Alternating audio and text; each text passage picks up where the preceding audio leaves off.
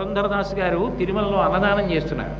అన్నదానం చేస్తుంటే ఆయన దగ్గర వ్యక్తిగత సహాయకుడు ఉండేవాడు, అప్పన్న అని.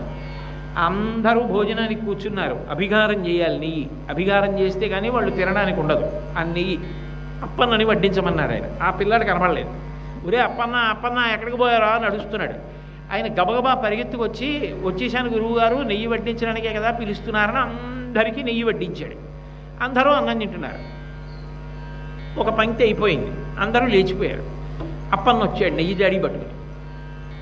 ఏమిరా ఇప్పుడు వచ్చావేరా, ఇందాక వడ్డించేసావు కదా, మళ్ళీ రెండో పంక్తికి వేయడానికా అన్నారు. అంటే ఆయన అన్నాడు, ఇప్పుడే వచ్చానండి, నేను ఇందాక నెయ్యి వడ్డించడం ఏమిటి, నేను ఇందాక రాలేదు, నేను పుష్కరిణి స్నానానికి వెళ్ళాను, ఆలస్యం అయిపోయింది, ఇప్పుడే వస్తున్నాను, భోజనాలు అయిపోయాయా కొంతమందివి అన్నాడు. మరి ఎవరు వచ్చారు నీ స్థానంలో అని ఆలోచిస్తుంటే, నెయ్యి అభిగారం చేయాలని పురంధరదాసు గారు కంగారు పడుతున్నారని ఆనంద నిలయంలోంచి శ్రీ వెంకటేశ్వరుడే అప్పన్న రూపంలో బయలుదేరి అందరికీ వచ్చి నెయ్యి అభిగారం చేశాడు.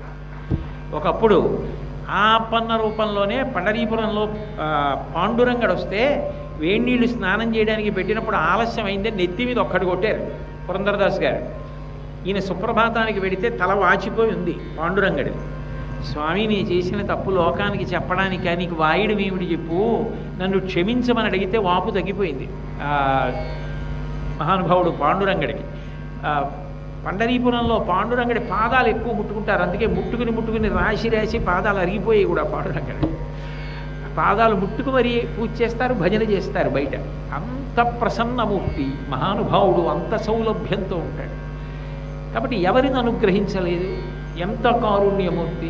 ఒకప్పుడు త్యాగరాజస్వామి వారు వెళ్ళారు వెంకటాచలం, వెళితే తెర వేసేసి ఉంది.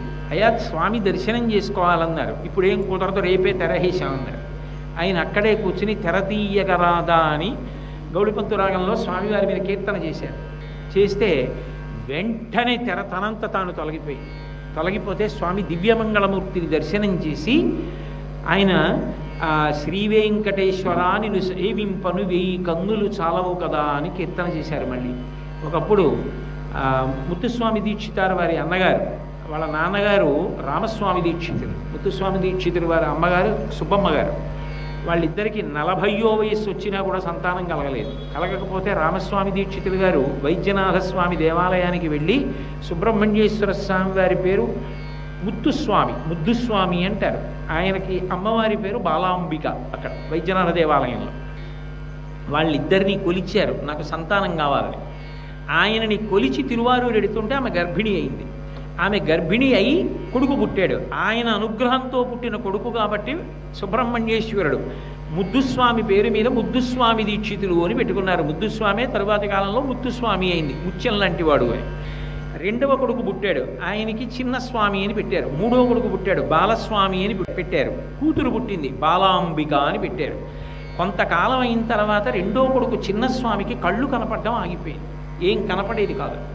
అప్పుడు ముత్తుస్వామి దీక్షితారు వారి తండ్రి గారు రామస్వామి దీక్షితుల వారు చిన్నస్వామి దీక్షితులను తీసుకుని 7 కొండల మీదకి వెళ్ళారు.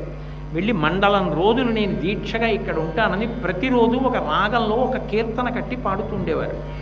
అలా పాడితే కొన్నాళ్ళు ఆయన అలా దీక్షగా పాడిన తరువాత కొడుక్కి మళ్ళీ కళ్ళు వచ్చేసాయి.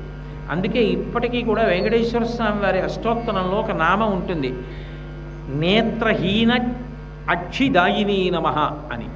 నేత్రములు లేనివాడికి మళ్ళీ చూపునిచ్చినటువంటి పరమాత్మ అని చెప్పి వెంకటేశ్వర స్వామి వారి మీద నామాన్ని అష్టోత్తరంలో చదువుతూ ఉంటారు. కాబట్టి మహానుభావుడు ఎంతటి దయాశాలి, ఎంతటి కారుణ్యమూర్తి. అందుకని పద్మాసనస్థయో పద్మావతీదేవి నిజవక్షమందున నిలుపుకొనుచు అసలు వెంకటేశ్వరుడి కారుణ్యము అని చెప్పవలసి వచ్చిందనుకోండి, ఇన్ని దృష్టాంతములు చెప్పవలసి ఉంటుంది.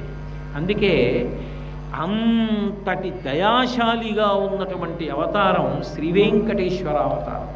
పద్మాసనస్థయౌ పద్మావతీదేవి నిజవక్షమందున నిలుపుకొనుచు జనులకు తన చరణములే గతియని దక్షిణకరము పాదములు చూప, ఈ యుగంలో నా పాదములు నమ్మండి, మీకు తీరని కోరిక ఉండదు అని చెప్పడానికి కుడి చెయ్యి ఇలా కిందకి పెట్టి తన పాదములను చూపిస్తూ ఉంటాడు.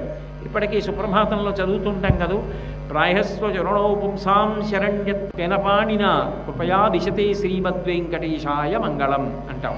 స్వామి, నువ్వు పరమ కారుణ్యంతో పరమ దయతో మేము ఏమి ఆశ్రయించాలో దానిని నువ్వే చూపించావు. దయామృత తరంగిణ్యాస్తరంగైరివ శీతలై అపాంగై సించతే విశ్వం వెంకటేశాయ మంగళం. తన కడగంటి చూపు అనబడేటటువంటి వెన్నెల చేత లోకాన్నంతటినీ కూడా చల్లబరుస్తుంటాడు. అంతటి కరుణా దృక్కులతో ఉంటాడు. సర్వం శ్రీ ఉమామహేశ్వర పరబ్రహ్మార్పణమస్తు. స్వస్తి.